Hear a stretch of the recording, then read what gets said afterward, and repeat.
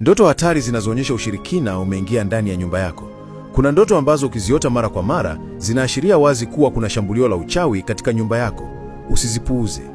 Kuota panya, mende au wadudu wakubwa nyumbani, ishara ya wachawi wanaoingia kimya kimya kuharibu pesa na amani.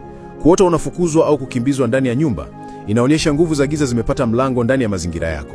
Kulala sehemu chafu au yenye giza kwenye ndoto ni uchafu wa kiroho au uchawi uliowekewa kwenye nyumba.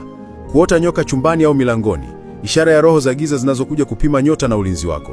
Kuona wafu wakiingia nyumbani, ni kazi ya madhabahu ya kifo au mizimu ya kifamilia. Kupoteza vitu mara kwa mara kwenye ndoto, ni kuibiwa nyota, pesa au fursa zako kiroho. Mambo ya kufanya: omba damu ya Yesu kwenye kila chumba. Soma Zaburi 91 kila usiku. Fanya mfungo wa siku 3 kuvunja mashambulizi haya. Safisha nyumba kiroho kwa maombi na neno. Kwa jina la Yesu navunja kila uchawi na roho ya giza iliyoingia nyumbani kwangu. Bwana, lete nuru, ulinzi na amani yako sasa. Amen. Kwa tafsiri za ndoto na maombi, WhatsApp ipo kwenye bio. Prophetic Galila.